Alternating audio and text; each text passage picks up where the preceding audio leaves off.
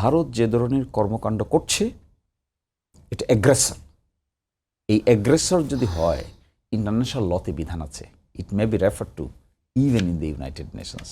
আমরা তো এখন জেনারেল অ্যাসেম্বলির সভাপতি, সুতরাং this issues should be raised everywhere because of their unreasonable behaviour. এটা হতে পারে না। আপনি পার্শ্ববর্তী বর্ডার আছে, আপনি রাতের বেলা কেমন জানি একটা চোর পুলিশ খেলার মতো। আমার ছেলে হাসে, আমাকে বলে what is happening, what is happening. আমি নিজেও হাসি।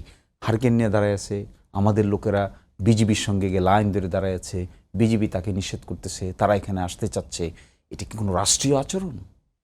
এটা তো অনেকটা গ্রামের মধ্যে লাঠিসোঁটা নিয়ে মারামারি করার যে পরিবেশ তৈরি হয়, উভয় পক্ষের ভিতরে উত্তেজনা তৈরি হলে মনে হয় এরকম একটা ছেলে মেয়ে আচরণের মতো। এই যে আমাদের এলাকায় আছে এরকম, হঠাৎ করে মারামারি লেগে ব্রাহ্মণবাড়িয়ে দেখবেন ঠেটা দেয় একজন আরেকজনকে। আশ্চর্য।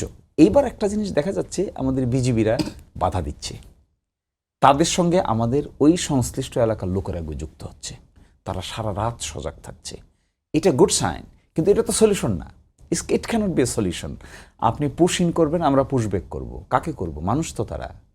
আপনি আবার হিউম্যানিটেরিয়ান কজ দেখাচ্ছেন, আবার দেখাচ্ছেন এটা সেকুলার রাষ্ট্র, আমরা হলাম একটা ইন্ডিপেন্ডেন্ট রাষ্ট্র, কোনো আলাপ নাই, আলোচনা নাই। তারা যদি আমাদের প্রকৃত বাংলাদেশি হতো তাহলে সেই প্রপার চ্যানেলে তারা পাঠাক। এটা রাষ্ট্রের উদ্ধারে পুশ ব্যাক করার মানে এটা কি আছে? তার মানে এর পেছনে অন্য কোনো অভিসন্ধি থাকতে পারে। সিম্পলি জোর খাটাচ্ছে। এটা সিম্পলি আপনি অস্ত্রের জোর দেখাচ্ছেন। আমার এখানে লোক আছে, আমি ঠেলিয়ে তোমার কাছে পাঠিয়ে দিবি, তুমি পারলে ফেরাও। আর ব্যাপারটা এরকম, তুমি পারলে ফেরাও। এটা কি কোনো সভ্য রাষ্ট্রের কথা হলো নাকি? এই জন্য আমার কাছে আবার মনে হয় বাংলাদেশে অ্যান্টি ইন্ডিয়ান সেন্টিমেন্ট দিনে দিনে এই সমস্ত কারণে আরো হাই হবে।